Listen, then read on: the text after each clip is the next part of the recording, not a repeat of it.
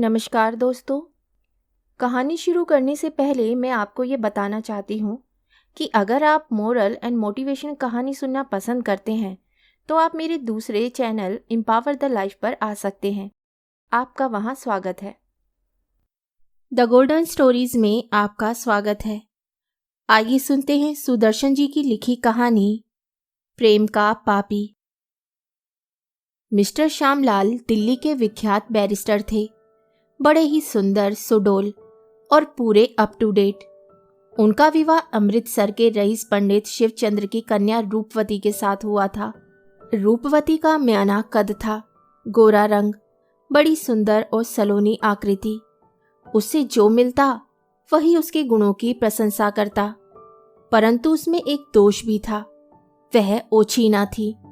हृदय मंदिर में पति की पूजा करती थी, परंतु मुख से प्रेम का एक भी वचन ना कह सकती थी।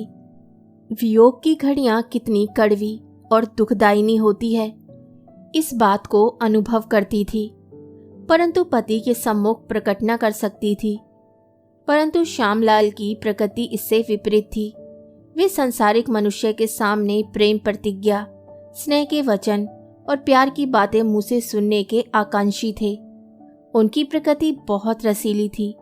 प्राय मुकदमों की फाइलें मेज पर छोड़कर अंदर चले जाते और रूपवती से बातें करने लगते।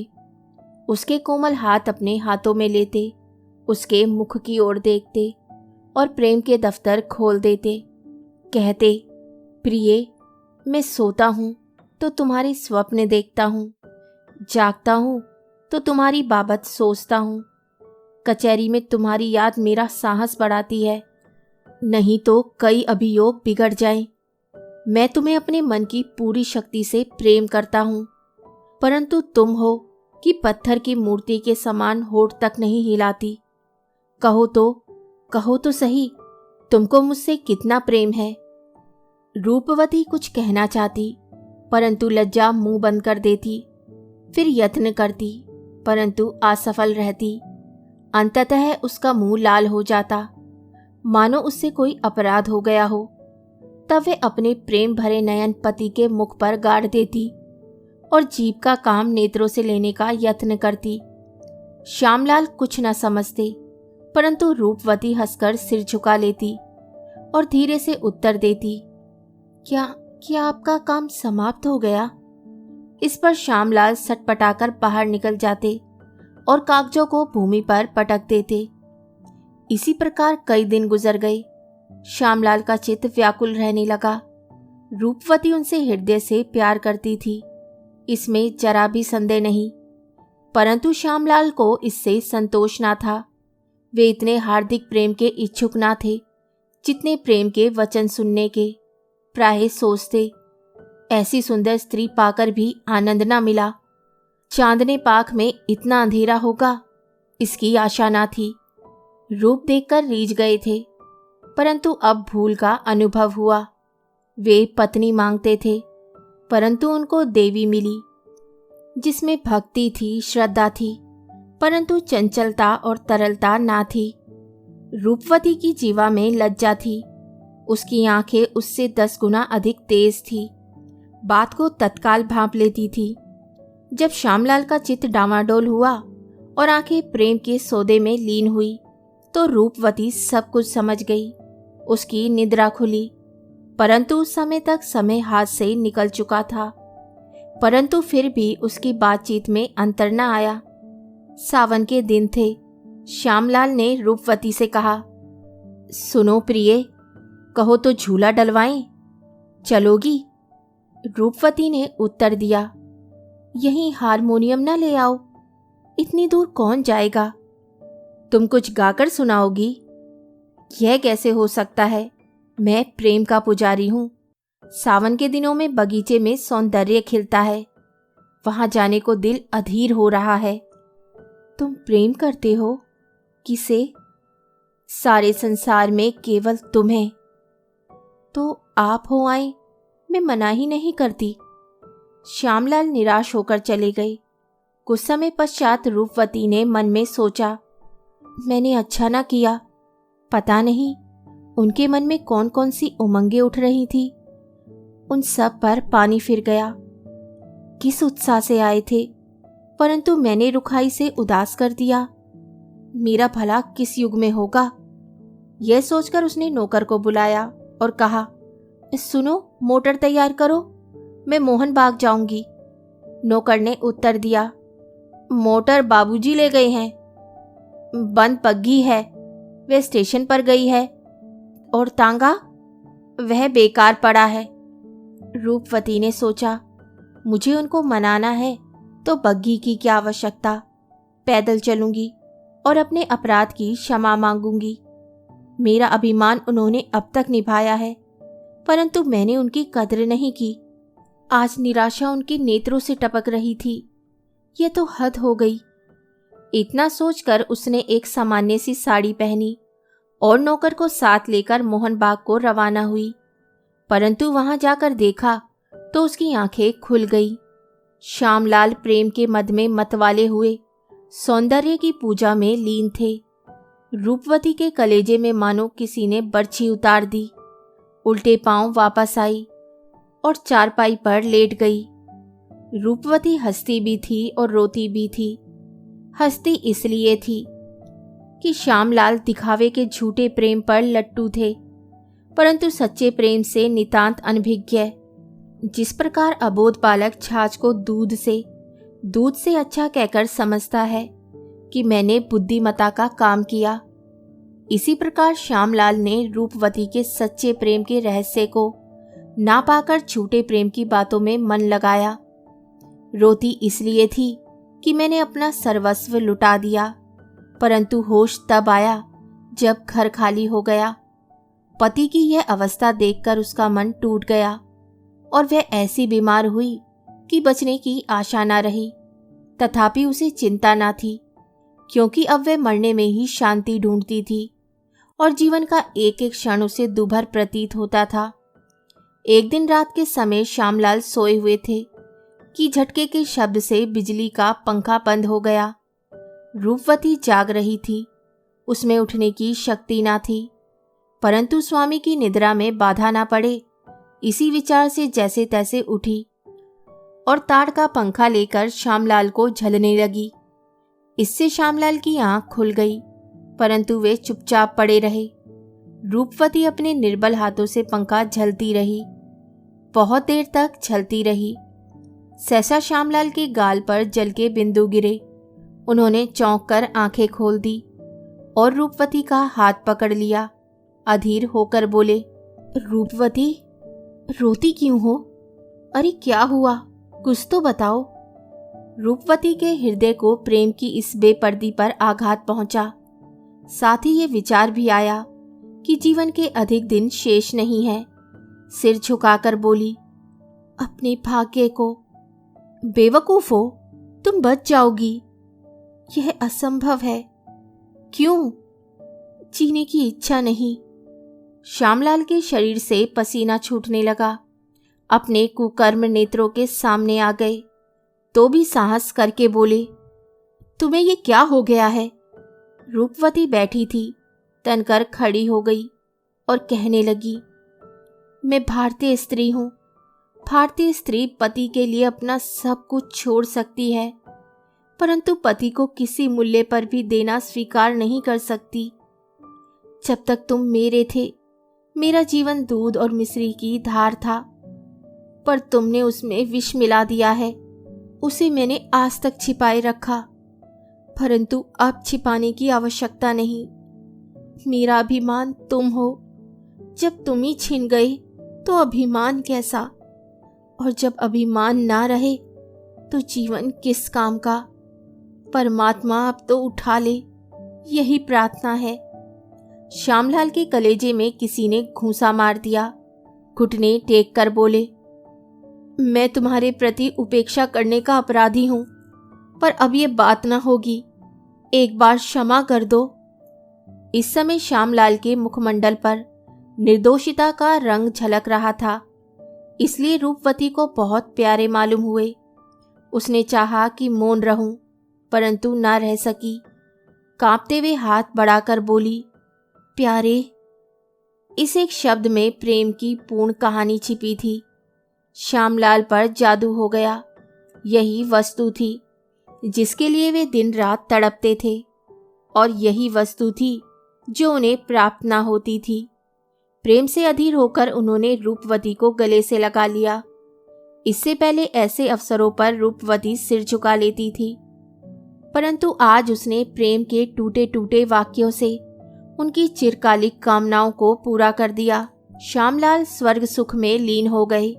रूपवती ने समझा अब अवस्था बदल गई है, बच रहूं तो अच्छा है। श्यामलाल ने सोचा ऐसी स्त्री संसार में न मिलेगी, मर गई तो क्या होगा। इस विचार से वे उसकी चिकित्सा अधिक ध्यान से करने लगे। रूपवती स्वस्थ होने लगी, परंतु मनुष्य कुछ सोचता है, परमात्मा कुछ करता है। रूपवती दिन पर दिन चंगी हो रही थी कि भाग्य ने फिर पासा पलट दिया। सांझ का समय था। रूपवती चारपाई पर बैठी सब्जी कतर रही थी कि नौकर ने डाक लाकर मेज पर रख दी। इसमें से एक पत्र के ऊपर हस्ताक्षर किसी स्त्री के थे। रूपवती को कुछ संदेह हुआ। अपनी सब्जी छोड़कर पत्र खोला। संदेह निश्चय के रूप में बदल गया। श्यामलाल का हृदय डोल चुका था। यह उसका प्रबल प्रमाण था। श्यामलाल घर वापस आए तो रूपवती के मुख पर मुर्दनी छाई हुई थी। उन्होंने बहुत चाहा कि कारण पूछे, परंतु रूपवती ने कोई उत्तर ना दिया। अर्धरात्रि तक मनाने का प्रयत्न करते रहे, परंतु रूपवती ने सुना अनसुना कर दिया। अंत में वे थक कर सो गए, परंतु 1 बजे के लगभग नौकर ने जगाकर कहा, बीबी जी की अवस्था बहुत बिगड़ गई है, उठकर देख लीजिए। श्यामलाल घबराकर उठे और आंखें मलते मलते बोले, क्या है, दशा अच्छी नहीं। श्यामलाल ने पत्नी को झुककर देखा तो खून जम गया। घबराकर बोले, रूपवती क्यों, क्या है, डॉक्टर को बुलाऊं? रूपवती की अवस्था बहुत बिगड़ रही थी। रुक रुक कर बोली, अब समय नहीं। अब समय नहीं? क्यों? रूपवती ने इशारे से नौकर को बाहर भेज दिया और बोली, मैंने विष खा लिया है। श्यामलाल की आंखें खुली रह गई। चकित से होकर बोले, यह क्यों? क्यों? मैं तुम्हारे बिना नहीं जी सकती। श्यामलाल कुछ और ना पूछ सके। पापी के पाप कांपते हैं। रूपवती ने कहा, एक प्रार्थना है। श्यामलाल ने भर्राए हुए स्वर में उत्तर दिया, जी चाहता है छत से कूदकर जान दे दूं। नहीं नहीं, अंतिम बार मुझे प्यार कर लो। तुम्हें प्यार करती हुई मरूं, यही मेरी मनोकामना है। श्यामलाल दाढ़े मार मार कर रोने लगे। रूपवती ने कहा, अब रोने से क्या होगा, होश करो। श्यामलाल ने उस खांड के खिलौने को प्यार किया। रूपवती ने भीज भीज कर श्यामलाल को गले लगाया और थक कर बोली, अब शरीर में आग लग गई है, विष ने अपना असर आरंभ किया। श्यामलाल चुपचाप बैठे रहे, परंतु उनकी आंखों में आंसू भरे थे। रूपवती उनकी गोद में सिर रखे हुए चल बसी। श्यामलाल मूर्छित होकर भूमि पर गिर पड़े। वे उसे बीमार देखकर संभल रहे थे, पर मरे हुए देखकर उनका धीरज जाता रहा। कहते हैं किसी चीज के मूल्य का उस समय पता लगता है जब वे पास ना रहे। रूपवती जब तक जीती थी, श्यामलाल की दृष्टि में उसका कुछ मूल्य ना था, मगर जब वे मर गई तो उसके गुण याद आने लगे। श्यामलाल ने रूपवती को खोकर उसका मूल्य जाना। इतना ही नहीं, उनको उससे भी, जिसके कारण रूपवती ने अपना जीवन अपने पति पर निछावर कर दिया था, घृणा हो गई। यहाँ तक कि उसका मुंह तक भी ना देखते थे। जिस प्रकार मनुष्य अत्यधिक मिठाई खाने के कारण रोगी हो जाता है और उससे नाक मुंह चढ़ाने लगता है, इसी प्रकार श्यामलाल श्यामा से घृणा करने लगे। यद्यपि इसमें उसका रत्ती भर भी दोष न था, परंतु उनकी यह अवस्था अधिक समय तक स्थिर न रह सकी। जो जो समय गुजरता गया, रूपवती की स्मृति पुरानी होती गई। श्यामलाल की प्रवृत्ति श्यामा की ओर झुकने लगी। उसके माता पिता ने यह हाल देखा तो फूले न समाये और वर्ष से पहले पहल उनके साथ श्यामा का विवाह कर दिया। उपरोक्त घटना को 2 वर्ष बीत चुके थे। वही सावन के दिन थे। प्रकृति हरे रंग का लिबास पहने विलास कर रही थी। आकाश पर बादल मंडरा रहे थे। पृथ्वी पर नदियां दौड़ती थी। यह वही ऋतु है जब सौंदर्य निखरता है और प्रेम का देवता पुष्पों के बाण छोड़ता है, जब विरहरणी के हृदय में हुक उठती है और वह परदेसी पिया की याद में बीमारी का बहाना करती है, जब भामिनी चंदन के पटड़े पर झूलना झूलती है और प्रेमी जन मल्हार का तराना छेड़ते हैं, जब कवि के हृदय का स्रोत खुलता है और चित्रकार की लेखनी किसी रंगीन दृश्य के लिए अधीर होती है, ऐसी प्यारी प्यारी ऋतु खाली कैसे छोड़ी जा सकती थी। श्यामलाल अपनी नवीन स्त्री श्यामा के पास गए और बोले, श्यामा, प्रिय श्यामा, झूला डलवाऊं, भाग चलोगी? श्यामा ने मुस्कुराकर उत्तर दिया, वहां क्या है? सावन के दिनों में बाग में सौंदर्य खिलता है। मैं प्रेम का पुजारी हूं, वहां जाए बिना मन नहीं मानता। श्यामा ने श्यामलाल की ओर कनखियों से देखते हुए कहा, तुम प्रेम किससे करते हो? सारे संसार में केवल तुम्हें। श्यामा जोर से हंसी और हंसकर बोली, झूठ। ठीक उसी समय दीवार से एक चित्र गिरा और उसका चौखटा और शीशा दोनों टूट गए। उसके बाहर मेनका और विश्वामित्र का चित्र था, परंतु पीछे रूपवती का चित्र था। इसे श्यामलाल ने सावधानी से छिपा रखा था कि श्यामा की उस पर दृष्टि ना पड़ जाए। श्यामलाल को उसे देखते ही वह दिन याद आ गया जब यही शब्द उसने रूपवती से कहे थे। सोचने लगे, मेरा प्रेम कैसा ओछा है। वह हार्दिक भाव से मुझे चाहती थी, परंतु मैंने उसका ख्याल ना किया। मैं शब्दों में प्रेम को ढूंढता था, परंतु वह इससे कितनी ऊंची थी। 2, 4, 10 मिनट बीत गए। श्यामलाल चित्र की ओर टकटकी लगाकर देखते रहे और तब धीरे से बोले, मैं प्रेम का पापी हूं। श्यामा ने यह देखा तो डर गई और आगे बढ़कर कहने लगी, क्यों क्या हुआ? कुशल तो है ना? परंतु श्यामलाल इस संसार में ना थे। पागलों की नाई बोले, मैं प्रेम का पापी हूं। क्या कह रहे हो? मैं प्रेम का पापी हूं। श्यामा ने डॉक्टर बुलवाए, परंतु कुछ लाभ ना हुआ। श्यामलाल की दशा दिन पर दिन बिगड़ती गई। अंत में एक दिन जब श्यामा उनकी शैया के पास सो रही थी तो श्यामलाल ने हंसकर कहा, रूपवती तू आ गई। तुझे मेरा इतना क्यों ख्याल है? मैं तो प्रेम का पापी हूं। श्यामा चौंक उठी।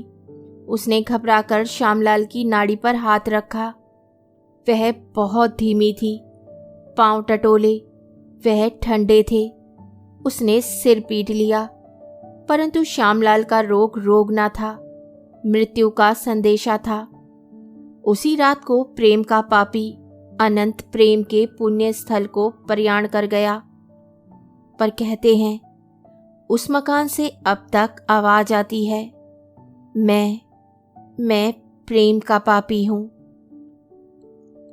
कहानी सुनने के लिए धन्यवाद।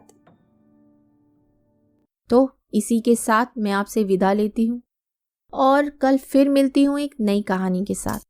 तब तक के लिए अलविदा।